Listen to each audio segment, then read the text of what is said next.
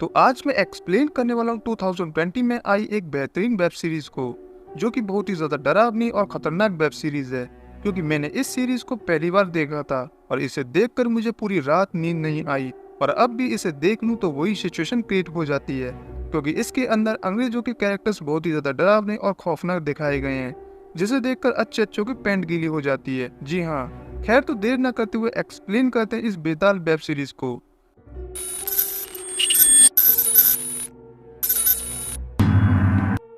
तो सीरीज के स्टार्टिंग में हम भगवान बेताल की मूर्ति को देख पाते हैं, जो कि काफी विशाल और डरावनी है।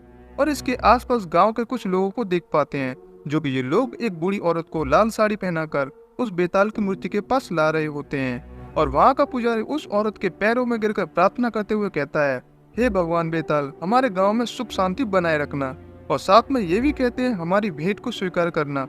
और वो भेंट होती है कुछ जानवरों के खून की, जो कि इन लोगों ने उन जानवरों की बलि देकर खून की भेंट प्राप्त की है। खैर अब वो लोग पहले तो उस औरत को खून की भेंट देते हैं, और उसी भेंट को भगवान बेताल की मूर्ति को पिलाया जाता है।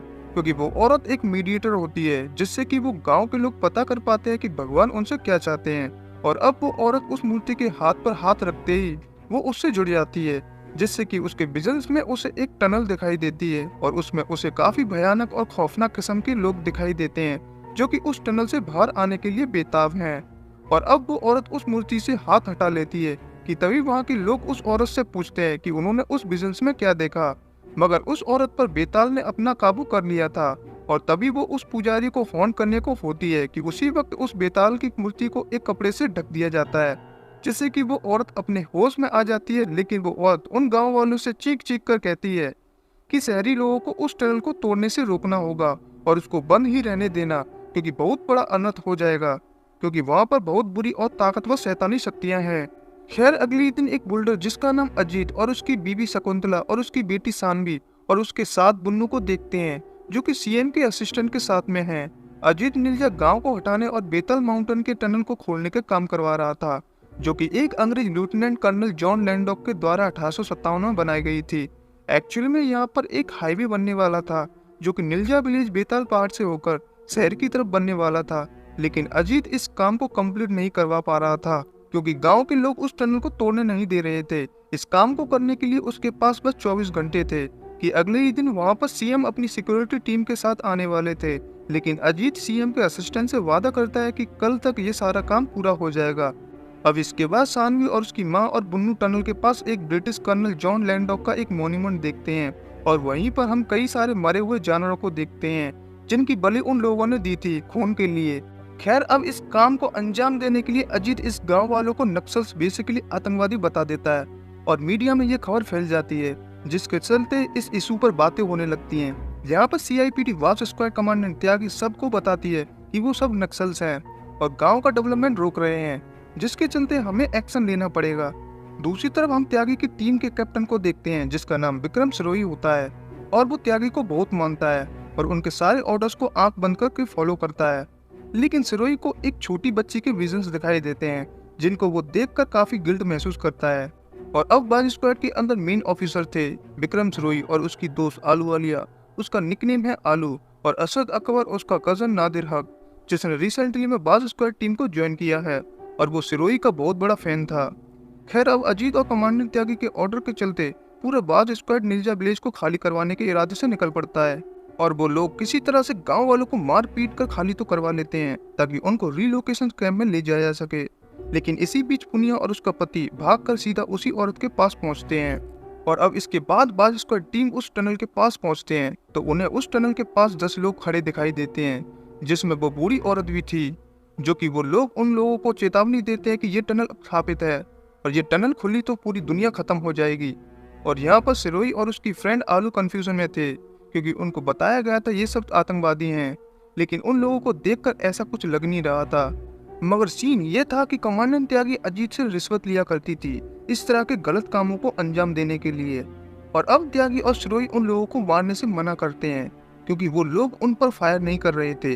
लेकिन अजीत बुन्नू के साथ मिलकर वहां बम से धमाका करवा देता है, जिसके चलते बाज स्क्वाड टीम उन गाँव वालों पर फायर कर देते हैं, जिससे कि उन 10 लोगों में से 8 लोग मारे जाते हैं। और वो औरत भी मारी जाती है। यानी कि बस पुनिया और उसका पति बचता है, जिनको वो बंदी बनाकर मारने के लिए ले जाने लगते हैं। और इसके बाद उस टनल को खोल दिया जाता है। उस टनल को लेकर पुनिया उन सब लोगों को वार्निंग देती है, लेकिन वो लोग उसकी बात को इग्नोर कर देते हैं। और अब इस टनल के अंदर काफी सारे एम्प्लॉयज जाते हैं, लेकिन बस उन लोगों में से एक ही वापस लौट कर आता है, जिसे हम देखते हैं वो काफी घायल था और उसके शरीर से खून ही खून बह रहा था। और उस आदमी को देखकर सानी बहुत तेज चीखने लगती है। और दूसरी तरफ पुनिया और उसके पति को कुछ समय के लिए छोड़ दिया जाता है।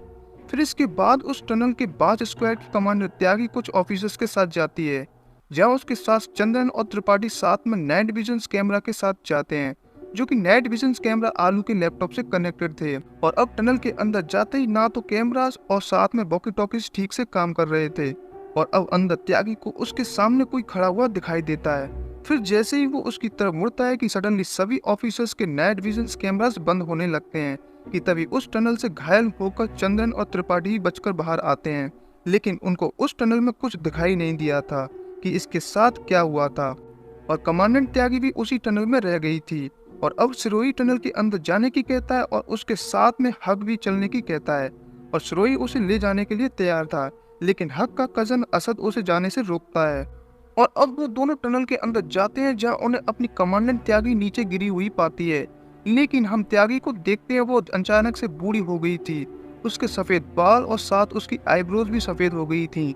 फिर वो उनको अपने ऊपर देखने को कहती है, कि तभी वो ऊपर देखते ही काफी शॉक हो जाते हैं। वहाँ ऊपर उन्हें अंग्रेज ज़ॉम्बीज दिखाई देते हैं। इनफैक्ट वो सोल्जर ज़ॉम्बीज होते हैं, जिनकी आंखें लाल और बड़े बड़े दांत थे और थोड़े थोड़े सर पे से गंजे थे।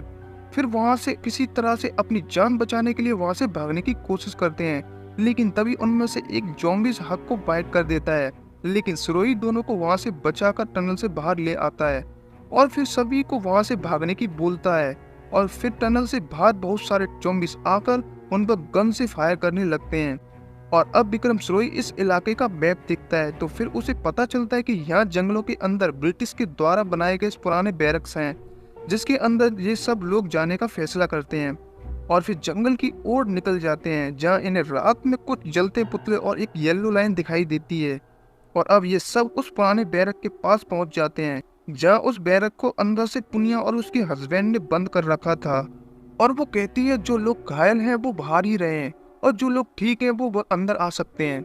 फिर तभी वो सोल्जर ज़ॉम्बीज गन से फायर करने लगते हैं और इसी बीच उनकी गन से निकली हुई गोली अजीत की बीवी को लग जाती है, जिससे कि उसकी बहुत ही ज्यादा क्रिटिकल कंडीशन हो जाती है। और अब आलू गुस्से में आकर गन फायर कर देती है, जिससे कि पुनिया बैरक को खोल देती है और फिर सबको बैरक के अंदर ले जाया जाता है। और इसके बाद पुनिया और उसका पति अजीत की बीवी की बॉडी को अपने साथ ले जाकर एक रूम में बंद कर लेते हैं। और अब आलू पूरे बैरक में कैमरास फिट करके सभी जगह को अपनी निगरानी में ले लेती है।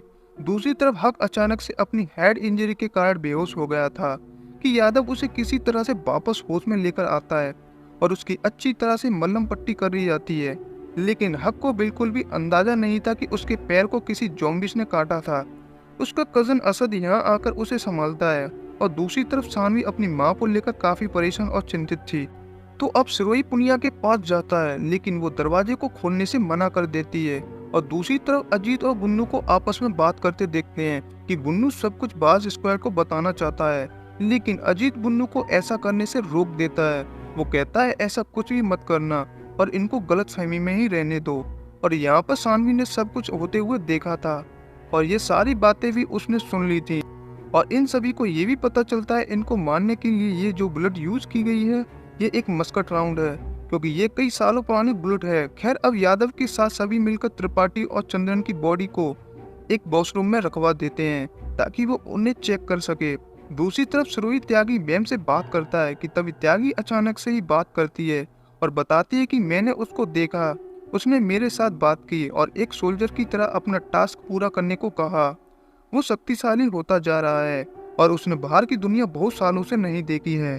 और ये कहकर फिर से चुप हो जाती है, उसका नाम नहीं बता पाती। खैर अब सिरोही बाहर की स्क्वाड टीम से वॉकी टॉकी के थ्रू बात करने की कोशिश करता है, लेकिन कोई भी रेस्पॉन्स नहीं मिलता। कि तभी फिर सिरोही की असद के साथ बहस होने लगती है कि ये सब उसी की वजह से हो रहा है। लेकिन तभी कमांडेंट त्यागी अजीब सी आवाज निकालती है और हम वॉकी टॉकी के थ्रू किसी की आवाज को सुनते हैं, ये कहता है कि सानवी को उसको दे दिया जाए, नहीं तो वो सबको मार देगा। और अब यहाँ पर सानवी की हालत बहुत ही ज्यादा खराब थी, तो हक को उसके देखभाल के लिए उसके रूम के पास में बिठा दिया जाता है। और इसी बीच हम हक के घाव को देखते हैं, वो काफी बद से बदतर होता जा रहा था, जिसके चलते उसकी तबीयत ठीक नहीं लग रही थी। और दूसरी तरफ वॉशरूम के अंदर ये देखते हैं कि चंदन और त्रिपाठी की डेड बॉडीज को, जो कि यादव के पीछे आकर खड़ी हो गई हैं। फिर इसके बाद सभी को एक गन फायर की आवाज सुनाई देती है और इसके बाद सब वॉशरूम में पहुंच जाते हैं और ये देखते हैं कि यादव ने खुद को गन से गोली मार ली है। और वॉशरूम से चंदन और त्रिपाठी की डेड बॉडीज भी गायब थीं, जिसके चलते उनका इल्जाम फिर से पुनिया और उसके पति पर लगता है। फिर इसके बाद सरोही पुनिया के दरवाजे को फोर्सफुली तोड़ने की कोशिश करता है, लेकिन तभी पुनिया दरवाजा खोल देती है और उसे एक खंजर के जरिए अपना काबू में कर लेती है, इससे कि वो कुछ भी ना कर पाए। फिर इसके बाद दोनों शांत होकर कहते हैं वो दोनों एक दूसरे को कुछ भी नहीं करेंगे। और अब पुनिया सरोही को उस टनल की बातें बताती है, यानी कि असली खुलासा करती है। और वहाँ पुनिया ने सानवी की माँ को कुछ कीलों की मदद से रोका हुआ था, क्योंकि उसका ये कहना था कि ये सब कुछ कर्नल लैंडोक का करा धरा है और असल में वही बेताल है। और उसकी अंग्रेजों की फौज यानी कि ज़ॉम्बीज की गन से निकली हुई बुलेट शैतानी बुलेट है, और वो जिस किसी को भी लगती है उससे वो इन्फेक्टेड हो जाता है और ज़ॉम्बीज बनकर उनकी सेना में भर्ती हो जाता है, या उनकी फौज में से कोई किसी को काट ले वो भी इन्फेक्टेड हो जाएगा। इसलिए चंदन और त्रिपाठी की डेड बॉडीज खुद ब खुद वहां से गायब हो चुकी थीं और हक के अंदर भी यही इन्फेक्शन फैल रहा था।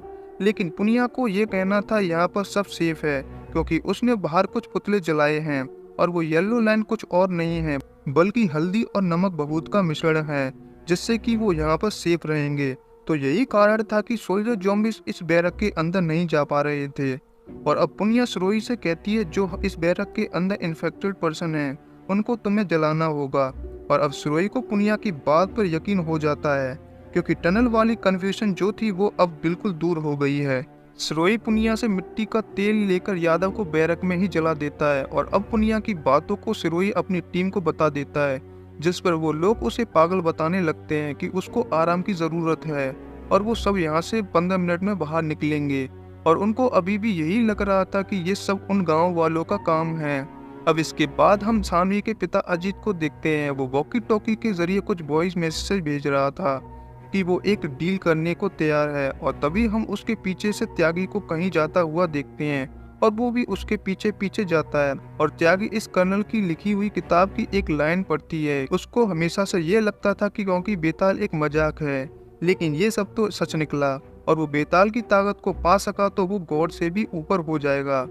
और इस किताब को अब अजीत पढ़ने लगता है त्यागी के सामने। और अब सरोही सानवी के रूम में जाता है, जहाँ पर सरोही हक को अपने साथ चलने को बोलता है और वो उसे इंजेक्शन देकर बेहोश करने ही वाला था कि तभी वहाँ पर असद आकर एक मुक्का मारकर वहीं वॉशरूम में बांध देता है और उसके बिना ही सबको बाहर चलने को बोलता है। और तभी हम हक को देखते हैं, वो खून की उल्टियां बाथरूम में कर रहा था, क्योंकि वो भी एक इन्हीं ज़ॉम्बीज में से बन गया था। दूसरी तरफ सानवी पर चंदन और त्रिपाठी अटैक कर देते हैं, लेकिन सरोही अपनी बीड़ियों को तोड़कर सानवी को उनसे बचा लेता है। और अब पुनिया वहां आकर उस गेट को बंद करने में सरोही की हेल्प करती है, क्योंकि वो सानवी को कर्नल के हवाले करने नहीं दे सकती थी। और अब फिर से सरोही को वो बच्ची वाले विजन्स आने लगते हैं। खैर अब वो सानवी से वादा करता है वो उसे कुछ भी होने नहीं देगा और ये सब बाहर जाते हैं, सभी को सच्चाई बताने की कोशिश करते हैं। लेकिन तभी वहाँ पूरी तरह से पजेस्ड हुआ हक आता है और अपने असद भाई को सबको मारने के लिए उकसाने लगता है, क्योंकि वो कर्नल के ऑर्डर को फॉलो कर रहा था और त्यागी मैडम भी उस कर्नल के पोजीशन में थी। खैर अब सरोही कौशल को हक की पल्स चेक करने को बोलता है, लेकिन असद ऐसा करने से मना कर रहा था कि तभी पुनिया हल्दी वाला बबूत हक के फेस पर फेंक देती है, जिससे उसका फेस जल जाता है और वो अपने असली रूप में आकर कांजी को मार देता है। लेकिन वो किसी तरह से उसको पकड़कर उसके फेस को एक कपड़े से बांध देते हैं और तब जाकर सबको एहसास होता है ये बेताल और टनल का शराब असली है। और वहाँ अचानक से ही बारिश होना शुरू हो जाती है कि जिसके चलते पुतले की आग और हल्दी वाला बहुत पूरी तरह से मिट जाता है। और अब पुनिया सबको ये कहती है कि अब हम नहीं बचेंगे, क्योंकि कर्नल की आर्मी उनको खत्म कर देगी। और इसी सस्पेंस के साथ ये दूसरा एपिसोड यहीं खत्म होता है और अब सेकंड एपिसोड यहीं खत्म होता है। आई होप आप लोगों को ये फर्स्ट पार्ट काफी पसंद आया होगा। आया होगा तो आप ज़रूर 500 लाइक्स का टारगेट पूरा कर देंगे। और हाँ, आपको दूसरा पार्ट चाहिए तो आप कमेंट करके बताना। Thank you so much.